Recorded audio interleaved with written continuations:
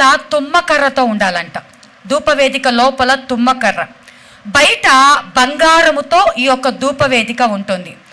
అయితే ఇప్పుడు ఈ ధూపవేదిక ఎదురుగా పెట్టుకొని, ఎందుకంటే ఆ ధూపవేదిక దగ్గర వేసిన ధూపాన్ని బట్టి అక్కడ ఆయన అంటున్నాడు, నేను వచ్చి మిమ్మల్ని కలుసుకుంటాను అంటున్నాడు.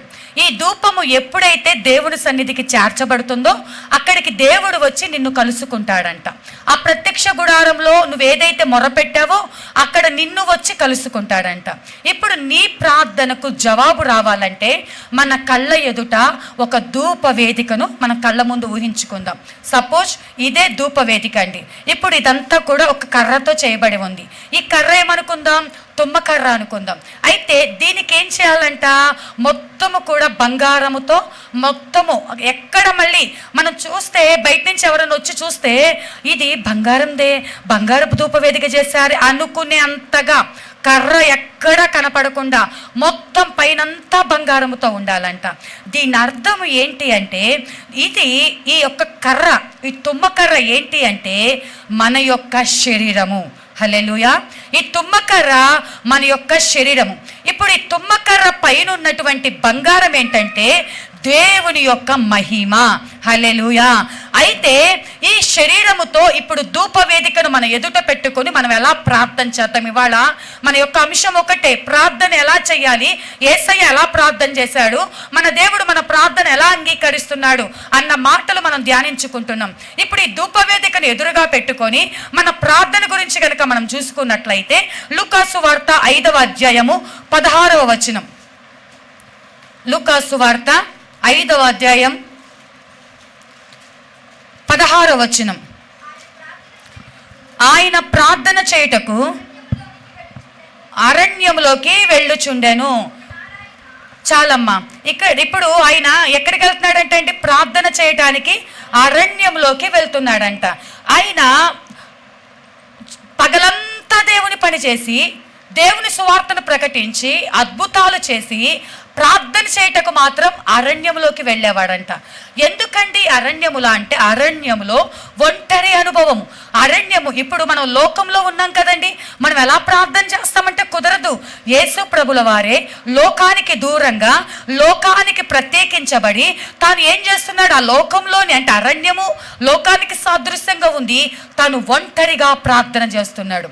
ప్రార్థన అంటే మన సంఘములో విజ్ఞాపన చేస్తున్నాం సరే, మనం కుటుంబ ప్రార్థన చేసుకుంటున్నాం సరే, కానీ నీ వ్యక్తిగత ప్రార్థన కూడా ఉండాలి. యేసు ప్రభుల వారు ప్రతిరోజు పగలంతా బోధించేవాడు, అరణ్యంలోకి వెళ్ళిపోయి ప్రార్థన చేసేవాడు. ఇంకా అదే లూకాసు వార్త 21వ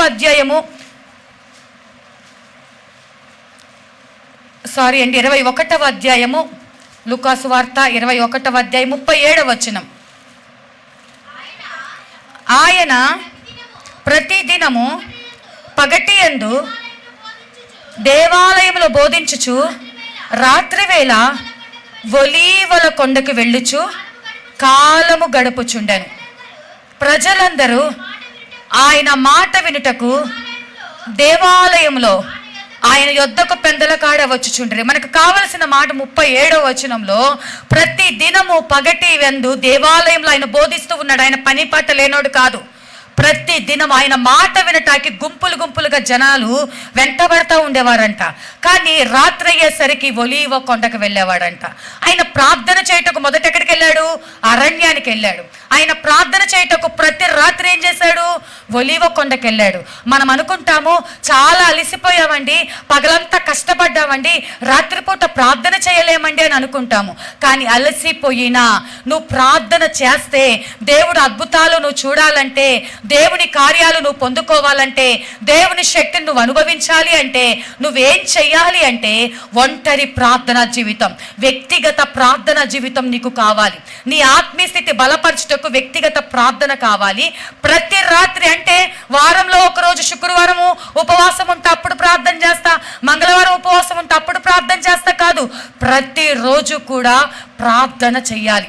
యేసు ప్రభువుకే ప్రార్థన అవసరమైనప్పుడు మరి నీవు నేను ప్రార్థన చేయకుండా ప్రతిరోజు కూడా ప్రార్థన చేయాలి, ప్రతి రాత్రి ప్రార్థన చేయాలి, ఒంటరిగా ప్రార్థన చేయాలి దేవుడు కోరుకున్న రీతిగా. అదే రీతిగా ఆయన అధ్యాయం లూకాసు వార్త 22వ అధ్యాయము 44-45 వచనాలు గనక చూసుకున్నట్లయితే, ఆయన వేదన పడి మరింత ఆతురముగా ప్రార్థన చేయగా ఆయన చెమట నేల మీద పడుచున్న గొప్ప రక్తపు బిందువలే ఆయను. చాలమ్మా, ఆయన వేదన పడి. చాలామంది అంటారు మనం కన్నీరు కార్చాల్సిన పని లేదు, మనం సంతోషించాలి, ఉల్లసించాలి. నిజమే, దేవుణ్ణి స్తుతించే విషయంలో ఆ పరలోకంలో ఉన్నటువంటి దేవదూతల వలె ఉల్లసించి చప్పట్లు కొట్టి ఆరాధన చేసేటప్పుడు ఏడుస్తూ, ఇంకా ఎప్పుడు ఆయనను స్తుతించమన్నా, ఎప్పుడు ఆరాధించమన్నా దేవుడిని స్తుతించడం అనేసి ఏం చెప్తా ఉంటే, అయ్యా నా పిల్లలకు పెళ్లి చేయయ్యా, నా పిల్లలకు బాగోలేదయ్యా, వాళ్ళకు ఉద్యోగాలు ఇయ్యయ్యా, వాళ్ళని త్రాగుడు విడిపించయ్యా, వాళ్ళ కష్టాలు తీర్చయ్యా. స్తుతించేటప్పుడు సంతోషంగా స్తుతించు.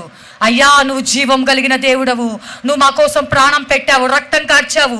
అయ్యా సర్వోన్నతుడవి, నువ్వు చూచుచున్న దేవుడవు, మాకు తోడుగా ఉన్న దేవుడవు, స్వస్థపరచు దేవుడవు, మమ్మల్ని నడిపించే దేవుడు అని ఆయనను స్తుతించేటప్పుడు ఏం చేయాలి?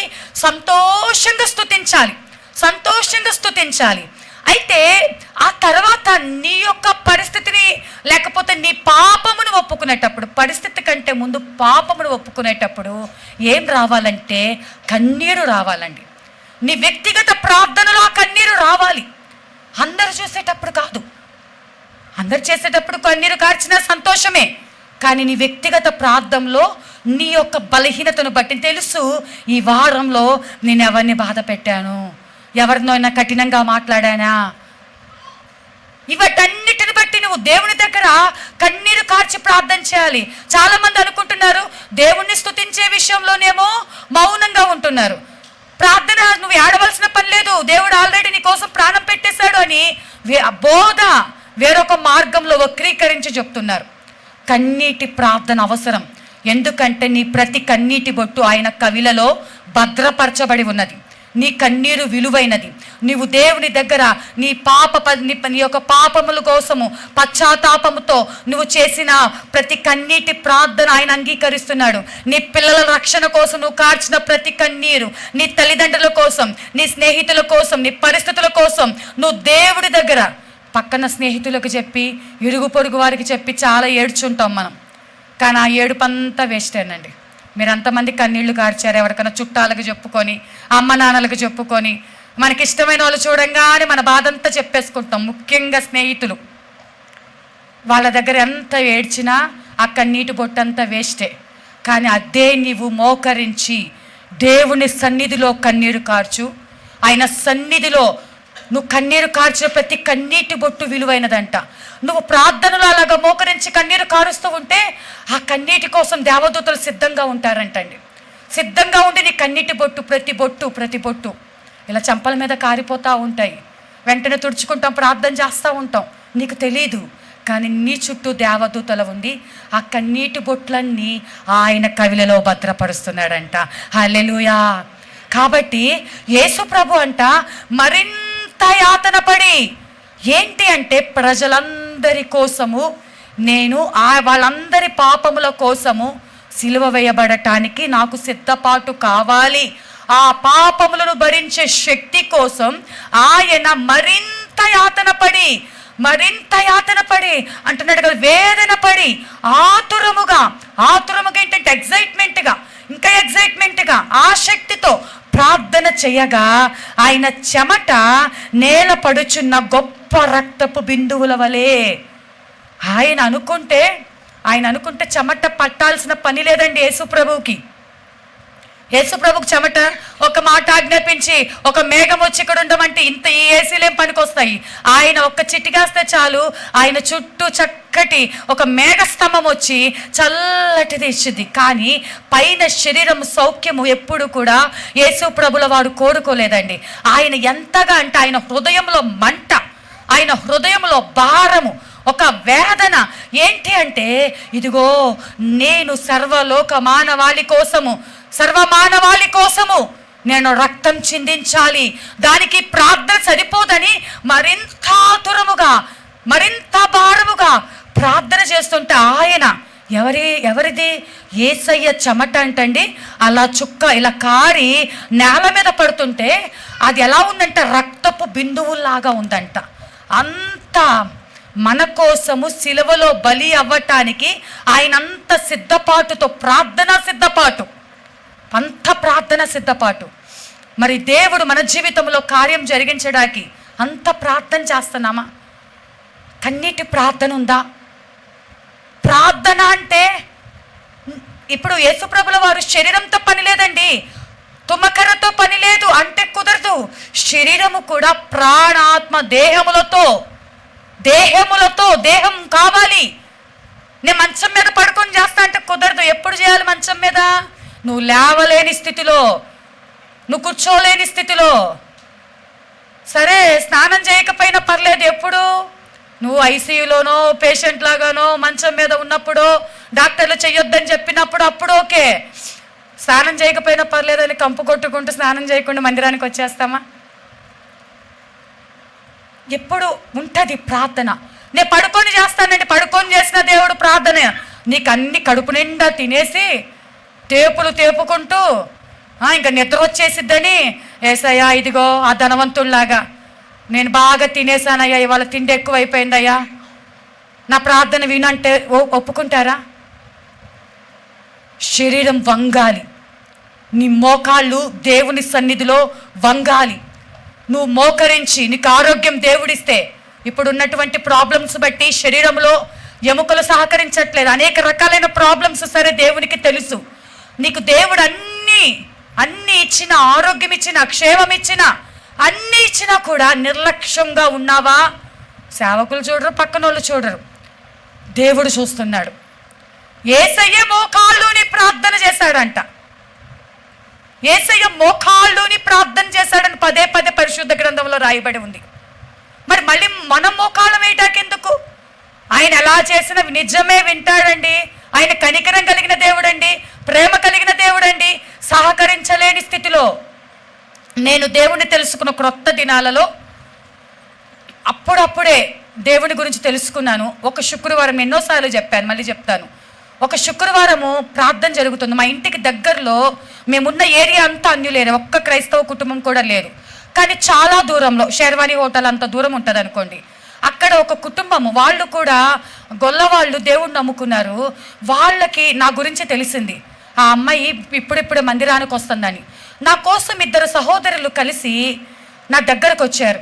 అమ్మ మందిరానికి వస్తావా, నువ్వు దేవుణ్ణి నమ్ముకుంటున్నావంట కదంటే, రావాలని ఆశ ఉందండి. పడుకొనే ఉన్నా, లెగవలేని స్థితి. ఆ మంచం మీద డ్రెస్ వేసుకొని అలా పక్కగా నాకు ఇప్పటికీ నా కళ్ళ ముందు కదలాడుతుంది ఆ సీను. ఆ మంచం మీద పడుకుని వాళ్ళు వచ్చి కుర్చీలేసి, అమ్మ మందిరానికి వస్తావా అంటే, రావాలని ఉందండి, కానీ నేను స్నానం చేయలేదు, నన్ను తీసుకెళ్లే వాళ్ళు లేరండి, నాకు బాగాలేదు, నేను నడవలేనని ఇలాగే చెప్తున్నా వాళ్ళతో. అప్పుడు వాళ్ళు ఏం చేశారో తెలుసా? దాదాపుగా నా వయసు అప్పుడు 19 సంవత్సరాలు, వాళ్ళ వయసు 50 సంవత్సరాలు ఉంటుందండి. నా దగ్గరకు వచ్చిన తల్లులు వాళ్ళు మళ్ళీ దూరం నడిచి వెళ్ళి ఆటోని పిలుచుకొచ్చి వాళ్ళ డబ్బులు పెట్టి, అమ్మ నువ్వు స్నానం చేయకపోయినా పర్లేదు, నీకు ఆశ ఉందిగా, నిన్ను మేము తీసుకెళ్తాము, నువ్వు వస్తావా అంటే, వస్తానండి అంటే, ఇంటి ముందుకు ఆటో తీసుకొచ్చి పైన ఫస్ట్ ఫ్లోర్లో ఉండేవాళ్ళం. నన్ను 2 చేతులు పట్టుకొని మెట్లు దించి మందిరానికి తీసుకెళ్తే, ఆ మందిరంలో కూడా కూర్చోడానికి నాకు ఓపిక లేదు. అక్కడ కూడా అట్లాగ పడిపోయి అలా పడుకొని వాక్యం వినేదాన్ని. అట్లా నేను నడిచే అంతవరకు, నేను నా బలహీనత నుంచి కోలుకునే అంతవరకు ఆ తల్లులు వచ్చి వాళ్ళు ప్రభునందు నిద్రించారు. కానీ తల్లి ఎస్తేరు గారు, ఇంకొక ఆమె పేరు రూతమ్మ గారు, నాకు బాగా గుర్తుంది. వాళ్ళు వచ్చి నన్ను మందిరానికి తీసుకుని వెళ్ళేవాళ్ళండి. ఆశ అయితే ఉంది కానీ నడవలేను, ఆశ అయితే ఉంది కానీ నా శరీరం ఇంకా స్నానం చేయలేదు. ఆత్మలో ఆశ అది చూస్తాడు దేవుడు. కానీ అన్నీ బాగుండి ఎవరైనా వస్తేనే నేను మందిరానికి వస్తా, పక్కింటి వాళ్ళు వస్తే నేను మందిరానికి వస్తా, నా ఫ్రెండ్ రాలేదు వాళ్ళు నేను మందిరానికి మానేస్తాను. అలాగా ఆటంకాలు. దేవుని సన్నిధికి వచ్చేటప్పుడు నువ్వు ఏ మనసుతో వస్తున్నావు, ఏ ఉద్దేశంతో వస్తున్నావు, నువ్వు ఏ సమయానికి వస్తున్నావు, ఎంత ఆశతో వస్తున్నావు, నీకు ఫలము ఇచ్చువాడు యెహోవాయే. హల్లెలూయా. నువ్వు ఏ సమయంలో వచ్చి ప్రయాసపడుతున్నావో, కష్టపడుతున్నావో, నువ్వు వచ్చేటప్పుడు ఏ మనసు కలిగి ఉంటున్నావో, పరిగెత్తుకుంటున్నా దేవుడు ఈరోజు నాతో మాట్లాడతాడు. నిజమే, నిన్న దైవ సేవకులు మంచిగా గొప్ప వాడబడుతున్న సేవకులు, అంతకుముందు పోయిన నెల ఈరోజు నిలబడిన నేను, సేవకులలో ఏమీ లేదండి. నిలబడుతున్న వారిలో ఏదీ లేదు. ఆ శక్తి మీకు ఉండాలి. దేవుడు మాతో మాట్లాడాలని ఉంటే దేవుడు అద్భుతముగా మీతో మాట్లాడతాడు. మీలో ఆసక్తి లేకపోతే అది వ్యర్థము. వచ్చి వెళ్ళినంత మాత్రాన సేవకుల ఎదుట వాళ్ళు వచ్చారా వీళ్ళు వచ్చారా, రాకపోతే అక్క ఫోన్ చేసిద్ది, మెసేజ్ పెట్టిద్ది కాదు. ఏ మనసు, కొంతమంది ఆటంకాలు తెలుసు, కొంతమంది పనులు భారము, ఏదో ఒక సమయానికి పరిగెత్తుకుంటూ, కానీ ఆ సమయంలో నువ్వు ఎలా వస్తున్నావు? ఆ సమయంలో ఎలా వస్తున్నావు? అమ్మో సమయం అయిపోయింది, దేవుని దగ్గరికి వెళ్ళాలి, వాక్యం సమయానికి రావాలి. మనములో ఆసక్తి లేదు. ఇంకా రానున్న దినాలలో వాక్యం దొరకదు, ప్రార్థన ఉండదు, సహవాసం ఉండదు. మీకు ఎంత అన్నం పెట్టేవాళ్ళు ఉన్నా, తిప్పేవాళ్ళు ఉన్నా, బట్టలు కొనిచ్చేవాళ్ళు ఉన్నా, ధనం ఇచ్చేవాళ్ళు ఉన్నా, బంగారం ఇచ్చేవాళ్ళు ఉన్నా, మీకోసం ప్రార్థన చేసేవాళ్ళు దొరకరండి. ఎందుకంటే తెలుసా, కడబూర శబ్దము మోగగానే రహస్య రాకడ ఉంటుంది. ఆ రహస్య రాకడలో పరిశుద్ధులు ఎత్తబడతారు. ఎలా అంటే రెప్పపాటున ఎత్తబడతారు. అందరు ఎత్తబడరు. పరిశుద్ధులు దేవుని కోసం సిద్ధపాటు కలిగి కన్నీరు కార్చి యేసు ప్రభుల వారు ఎలాగైతే యాతన పడి ఆతురముగా ఆయన యొక్క చెమట రక్తపు బిందువుగా మారేంత వరకు ప్రార్థించాడో అలాంటి భారం కలిగిన వారు రెప్పపాటులో ఎత్తబడతారు. అప్పుడు కొంతమంది మిగిలిపోతే ఆ అక్కుంటే నా కోసం, ఇప్పుడు నేను చెప్తున్నా, ఎస్తేర్ గారు, రూతు గారు నా కోసం అప్పుడు నన్ను నడిపించారు. వాళ్ళు మన మధ్యలో లేరు, కానీ సాక్ష్యం చెప్తున్నా. ఆ తల్లుంటే నా కోసం ప్రార్థన చేసేదే, ఆ సహోదరు ఉంటే నా కోసం ప్రార్థన చేసేదే, పాస్టర్ గారు ఉంటే సువార్త చెప్పేవాళ్ళే, పాస్టర్ గారు ఉంటే రమ్మని పిలిచేవాళ్ళే. ఏరి వాళ్ళు కనపడరు, మీ కంటికి, మీ మధ్యలో వాళ్ళు ఉండరు. రెప్పపాట్లో ఎత్తబడతారు. అప్పుడు నువ్వు కేకలు పెట్టి మా కోసం ప్రార్థన చేయండి అని వెతికినా మీకు ప్రార్థన చేసేవాళ్ళు కనపడరు. వాక్యం మీకు కరువైపోతుంది. మీ చేతిలో గ్రంథాలు ఉంటే ఊరుకోరు. మీరు బ్రతకాలి అంటే 666 ముద్ర వేయించుకోవాలి. ఆ ముద్ర వేయించుకుంటేనే మీకు రేషన్ ఇవ్వబడుతుంది. మీకు పాలు కావాలా, మీకు బియ్యం కావాలా, మీకు నీరు కావాలా, మీకు రోగం వస్తే మీకు మందులు కావాలా, మీకు ట్రీట్మెంట్ కావాలా, అయితే ముద్ర వేయించుకోండి. మేము వేయించుకోం. అప్పుడు కొంతమంది క్రైస్తవులు ఉంటారు కదా, అప్పటికి రోషం వచ్చేసింది. అమ్మో పరిశుద్ధులందరూ ఎత్తబడ్డారు, మేము 666 ముద్ర వేయించుకుంటే నరకానికి వెళ్ళిపోతాము, మేము వెళ్ళకూడదని అప్పుడు రోషం వచ్చి, అప్పుడు శ్రమలు భయంకరంగా నీళ్లు రక్తంగా మారిపోతే, ఒక మిడత కుడితే భయంకరమైన తేలు కుట్టినట్టు అదంతా శ్రమల కాలం అండి. 7 ఏండ్ల శ్రమల కాలం.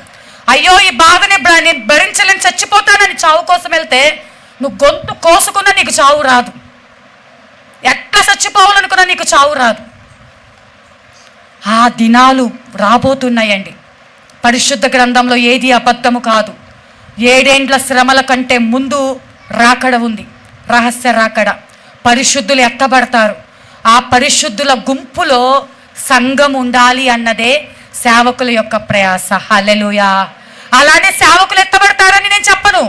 సేవకులలో కూడా మీకు ఒక తీర్పు అయితే మాకు 2 తీర్పు, ఇంకా 2 దేవుని దగ్గర చెప్పుకోవాలి. మాలో ఒకవేళ లోపం ఉంటే మేము విడవబెడతామేమో.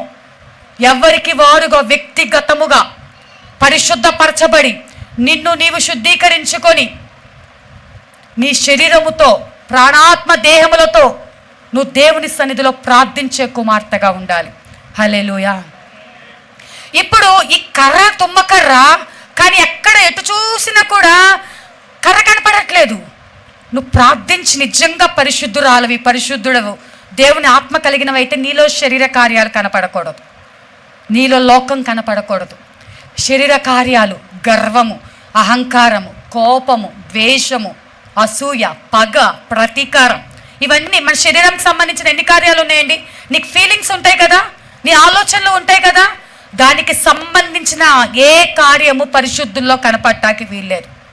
నేను అనుకుంటా ప్రభు నాలో, నేను మొదట చెప్పా కదా, ఇందాక సాక్ష్యం చెప్పాను, నాలో కూడా ఇంకా ఓపిక కావాలి, నాలో కూడా ఇంకా సహనం కావాలి. శరీర కార్యాలు ఎటు చూసినా కనపడటానికి వీల్లేదయ్యా. ఎటు చూసినా బంగారమే, ఎటు చూసినా మహిమయే, ఎటు చూసినా దేవుని యొక్క ప్రత్యక్షత మనలో కనపడాలి.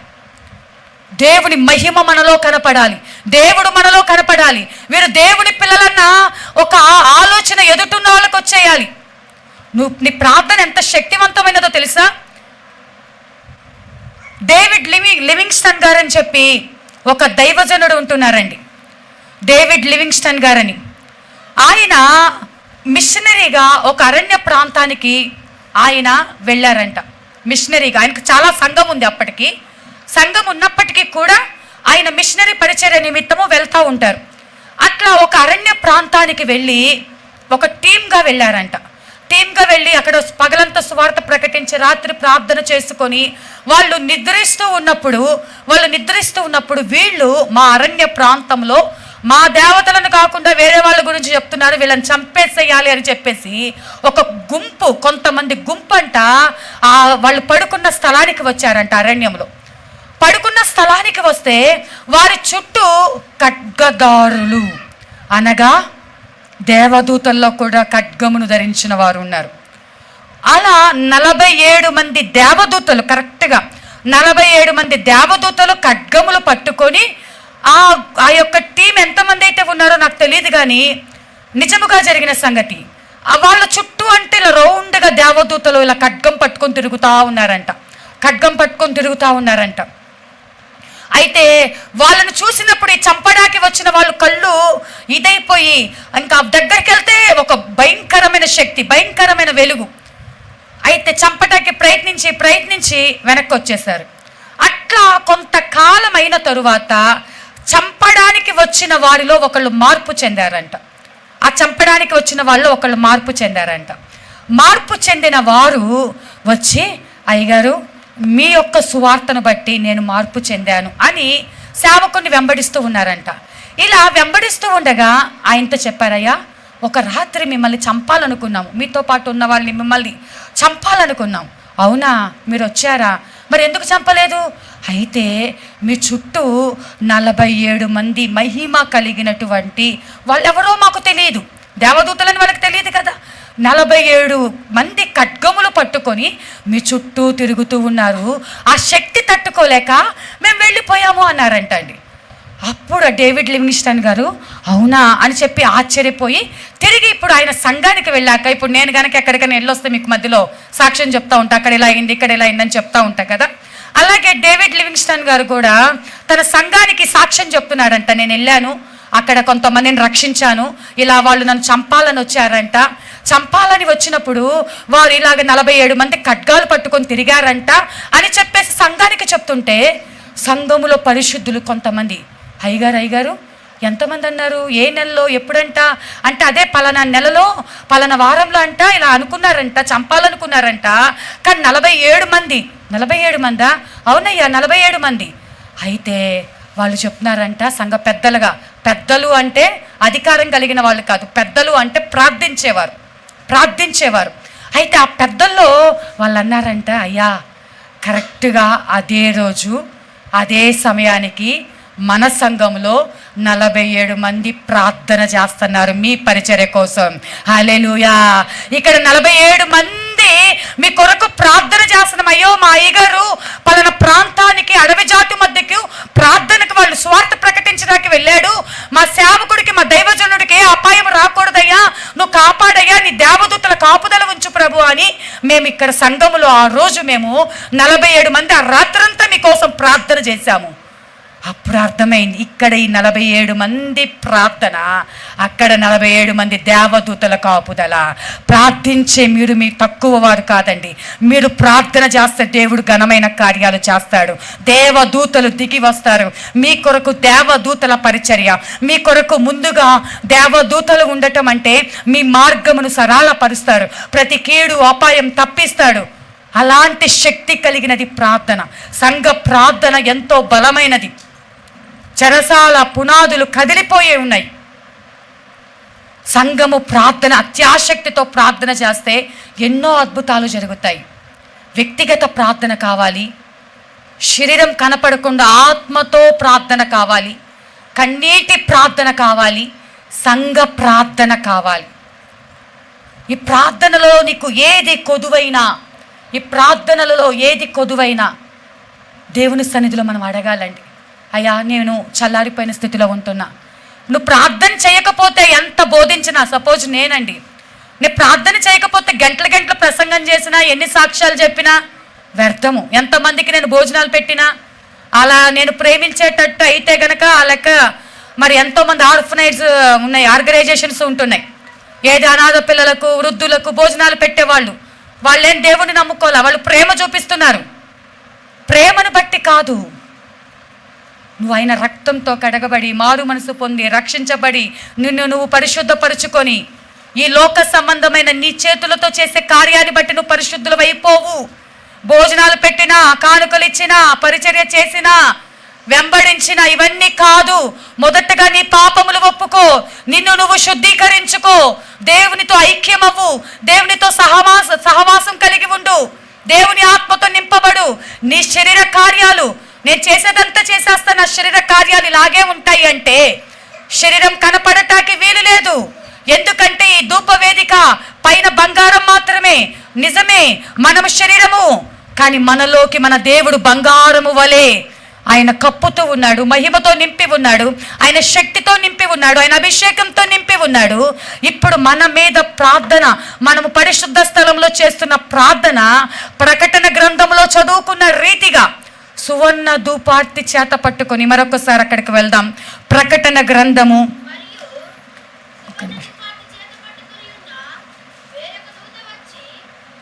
చదవమ్మా.